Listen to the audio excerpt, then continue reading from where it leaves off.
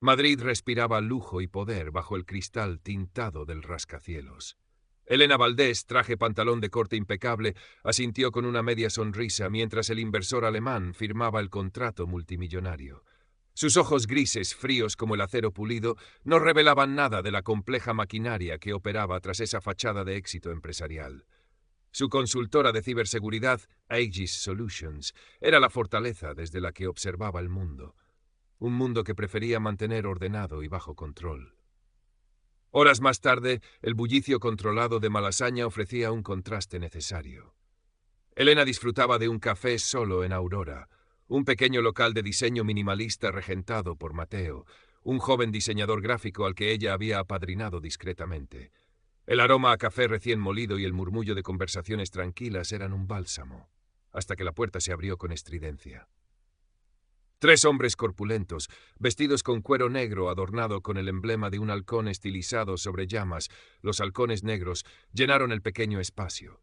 El líder, un tipo con cicatrices en la cara y una mirada vacía apodado el Chacal, se acercó a la barra, ignorando a los demás clientes. Su voz rasposa rompió la armonía. «Mateo, ¿verdad? El jefe quiere hablar contigo, sobre la seguridad de tu bonito local». Mateo palideció visiblemente. Sus manos temblaban mientras limpiaba una taza inexistente. «Yo no sé de qué hablas». El Chacal soltó una risa seca. «Todos lo saben. Pagas protección o las cosas se rompen. Así de simple». Sus 2 secuaces se movieron sutilmente, bloqueando la salida. Elena dejó su taza sobre el platillo con un leve clic. «¿Problemas, Mateo?» Su voz era tranquila, casi casual, pero cortante. El Chacal se giró, evaluándola con desdén. Una mujer elegante, cara, fuera de lugar. «Esto no es asunto tuyo, muñeca». Elena lo ignoró, sus ojos fijos en Mateo. «¿Necesitas que llame a la policía?» El Chacal se acercó a su mesa, invadiendo su espacio personal. Olía a tabaco rancio y cuero viejo. Sería una pena que tu cara bonita se estropeara por meterte donde no te llaman. Elena no se inmutó. Su mirada bajó brevemente al intercomunicador que el Chacal llevaba en el cinturón, luego a un tatuaje parcialmente visible en su muñeca, un código numérico, probablemente de prisión. Y finalmente a las suelas desgastadas de sus botas, un modelo específico popular entre ciertos grupos militares hace años. «Interesante equipo de comunicación para una simple charla sobre seguridad», comentó Elena, su voz aún suave. «Y esas botas tienen historia». El Chacal parpadeó, desconcertado. Nadie le hablaba así. Nadie se fijaba en esos detalles. Una sombra de duda cruzó su rostro antes de endurecerse de nuevo. «Te vas a arrepentir de esto, zorra», gruñó, haciendo una señal a sus hombres. Se marcharon tan abruptamente como habían llegado, dejando tras de sí una tensión palpable y el olor a amenaza. Mateo se derrumbó en una silla, respirando con dificultad. «Elena, ¿qué has hecho? Son peligrosos». Elena sacó su móvil, un dispositivo de aspecto normal pero con encriptación de nivel militar. «Lo sé, por eso vamos a encargarnos de ellos». Marcó un número. Al otro lado, la voz joven y enérgica de Javier. «Javi Alonso», respondió al instante. «Javi», dijo Elena, su voz ahora pura eficiencia. «Tenemos trabajo, los halcones negros. Quiero todo lo que puedas encontrar. Estructura, líderes, rutinas, comunicaciones. Empieza por el segundo al mando, alias el Chacal. Y quiero acceso a las cámaras de esta zona ahora». En el sótano seguro de un edificio anodino cerca de la Plaza de Castilla, Javi ya estaba tecleando furiosamente, rodeado de pantallas que mostraban líneas de código y mapas de Madrid. La fortaleza digital de Elena, su verdadero centro de operaciones, acaba de activarse. La sombra había salido a cazar. Los días siguientes, la presión sobre Mateo aumentó. Primero fue un grafiti obsceno en la fachada de Aurora. Luego, llamadas anónimas. Mateo estaba al borde del colapso, pero Elena, a través de breves llamadas y mensajes encriptados, le aseguraba que la solución estaba en camino, pidiéndole tiempo y discreción. Mientras tanto, Elena y Javi trabajaban sin descanso. La identidad del Chacal, Raúl Benavides, con antecedentes por extorsión y lesiones, fue confirmada rápidamente. El líder de los halcones era Ricardo El Martillo Jiménez, un exboxeador convertido en jefe criminal, conocido por su brutalidad y su creciente influencia en los bajos fondos de Villaverde y Getafe.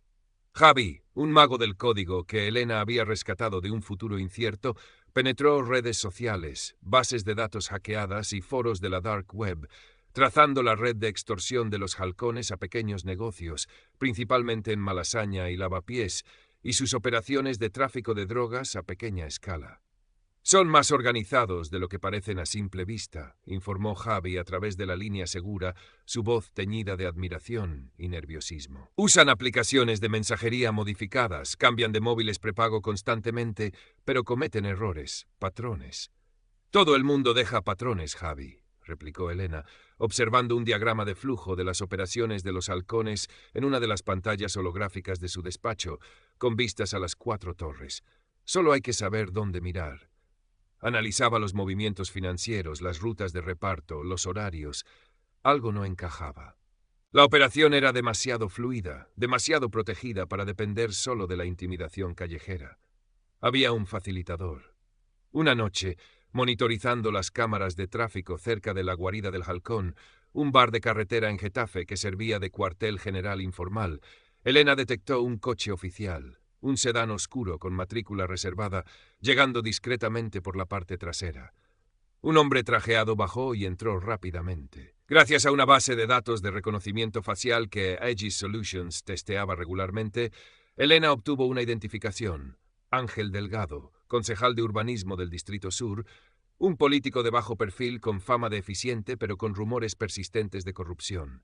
«Bingo», murmuró Elena, el facilitador. Delgado probablemente proporcionaba licencias falsas, información sobre redadas policiales y protección política a cambio de sobornos. Era hora de dar el primer golpe. Javi descubrió los detalles de una inminente entrega de material electrónico robado que los halcones planeaban realizar en un polígono industrial abandonado. Elena preparó un paquete de información anónima, detalles precisos, horarios, matrículas, y lo filtró no a la comisaría local, probablemente comprometida por Delgado, sino a la Unidad de Delincuencia Especializada y Violenta, UDEF, de la Policía Nacional, a través de un canal encriptado que Javi había creado. La redada fue un éxito moderado. Varios halcones de bajo nivel fueron arrestados, la mercancía incautada. No era un golpe devastador, pero sí disruptivo y, sobre todo, ruidoso. El Martillo Jiménez, furioso por la filtración, empezó a sospechar de traiciones internas o de bandas rivales. La paranoia comenzó a extenderse por la organización. Elena observó las repercusiones desde su torre de cristal. Era como jugar al ajedrez contra un gorila, predecible en su furia, pero peligroso si te acercabas demasiado. El Martillo no era estratega, era pura fuerza bruta y ego. El siguiente movimiento del gorila fue torpe pero esperado. Alguien, probablemente por orden del Martillo, intentó un ataque de denegación de servicio contra los servidores de Aegis Solutions. Quizás sospechaban vagamente de la tipa lista del café, o simplemente atacaban a cualquier negocio tecnológico de la zona por si acaso.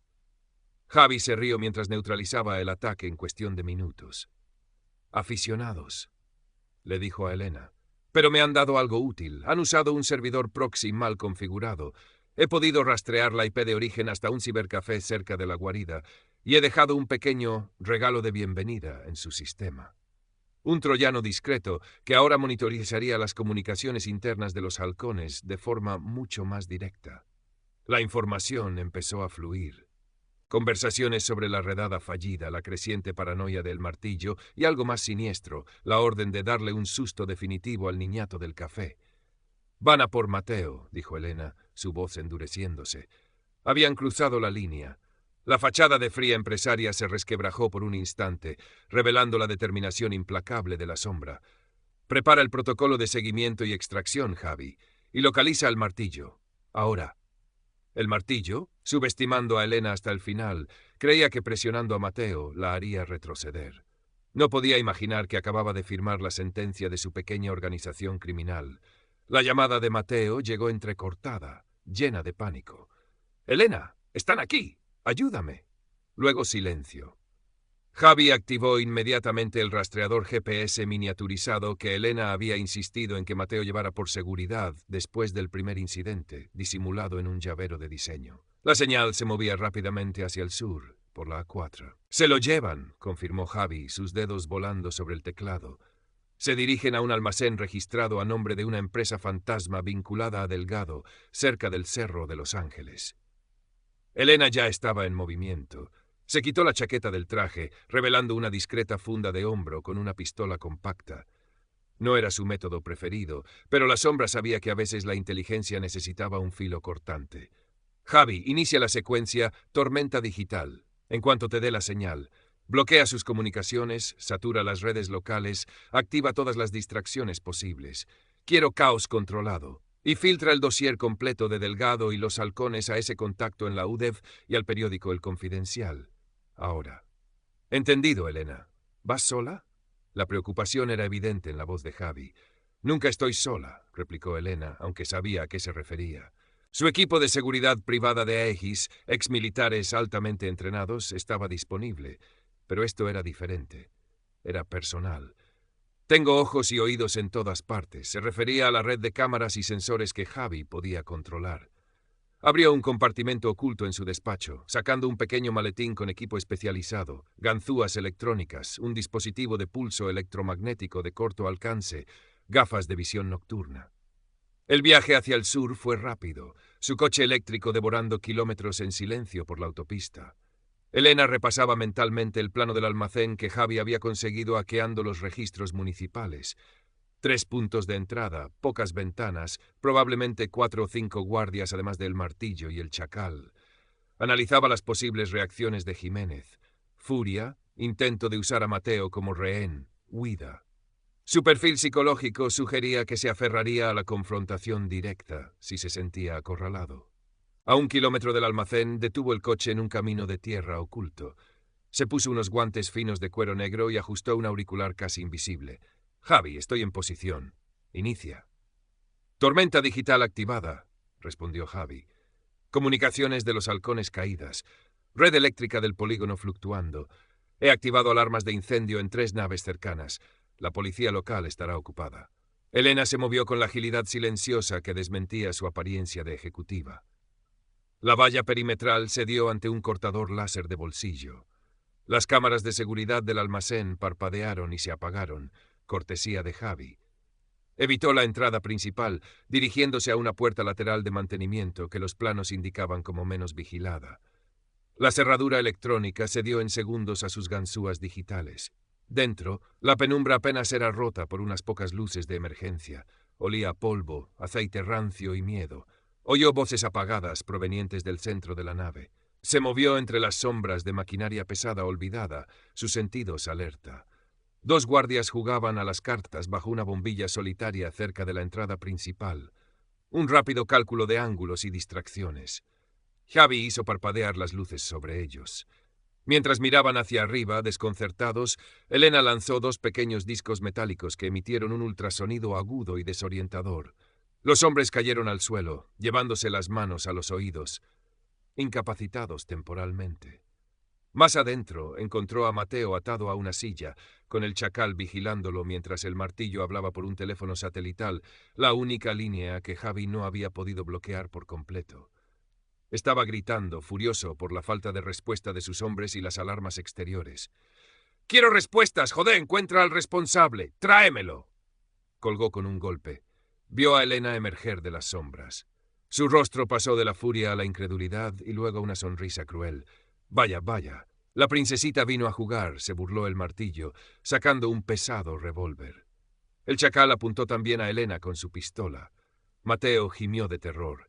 «Suéltalo, Ricardo», dijo Elena, su voz tranquila resonando en el silencio tenso. «Se acabó. Tu red de comunicaciones está muerta. Tus hombres fuera de combate. La policía tiene pruebas de todo, incluyendo la implicación de Delgado. Tus cuentas bancarias están siendo congeladas mientras hablamos». El martillo rió. «Palabras, solo palabras. Nadie puede tocarme». «¿Estás seguro?». Elena dio un paso lateral, revelando momentáneamente el pequeño dispositivo PEM que sostenía. «Tu amigo Delgado está a punto de descubrir lo rápido que cae un político corrupto cuando la prensa tiene documentos bancarios y grabaciones. Y tú, bueno, siempre te quedará la cárcel». Mencionó un detalle específico sobre una operación fallida años atrás, algo que solo alguien con acceso a informes policiales clasificados o rumores muy internos podría saber. La arrogancia del martillo vaciló. «¿Quién coño eres tú?». «Alguien que detesta a los matones», replicó Elena. En ese instante de duda activó el PEM. Hubo un destello azulado. Las luces de emergencia parpadearon violentamente. El teléfono satelital del martillo murió con un chisporroteo. Las pistolas de ambos hombres, probablemente con componentes electrónicos básicos en sus miras o seguros, quedaron inutilizadas por un instante crucial. Elena se lanzó hacia adelante. No atacó al martillo directamente, sino al chacal, golpeando su muñeca con precisión quirúrgica, haciendo que soltara el arma. Un rápido golpe en la garganta lo dejó sin aire. El martillo, recuperándose, intentó agarrarla. Era fuerte, pero Elena era más rápida y usaba su propio peso contra él. Un giro, una llave de brazo aprovechando su embestida, y el exboxeador cayó de rodillas con un aullido de dolor, su brazo torcido en un ángulo antinatural. El revólver cayó al suelo con estrépito. Elena recogió el arma de El Chacal y apuntó fríamente al martillo. Se acabó, Ricardo. Sirenas distantes comenzaron a oírse, acercándose. Javi había hecho bien su trabajo. Elena cortó las ataduras de Mateo, ayudándolo a ponerse en pie. Estaba temblando, pero ileso. «Vámonos», ordenó Elena. Salieron por la misma puerta lateral mientras las primeras luces azules de la policía iluminaban la entrada principal del almacén. De vuelta en el coche, mientras se alejaban rápidamente, el móvil seguro de Elena vibró. Un mensaje de Javi. Dossier entregado y confirmado por UDEV y El Confidencial. Delgado detenido saliendo de su casa. Redada en la guarida en curso. Estás limpia. Elena permitió que una mínima tensión abandonara sus hombros. Miró a Mateo, que la observaba con una mezcla de terror y fascinación. Estarás bien ahora, Mateo. Nadie volverá a molestarte. Elena, ¿quién eres?, susurró él. Elena sonrió levemente, una sonrisa enigmática que no llegó a sus ojos. Soy empresaria. Y a veces soluciono problemas. Al día siguiente, Madrid amaneció con titulares sobre la caída de una violenta banda de moteros y la detención de un concejal corrupto. Nadie mencionó a una misteriosa mujer ni a una operación de rescate clandestina. Aegis Solutions emitió un comunicado condenando la violencia y ofreciendo sus servicios para mejorar la seguridad en la zona. En su penthouse, con la ciudad extendiéndose a sus pies, Elena observaba las noticias en una pantalla gigante. Javi estaba a su lado,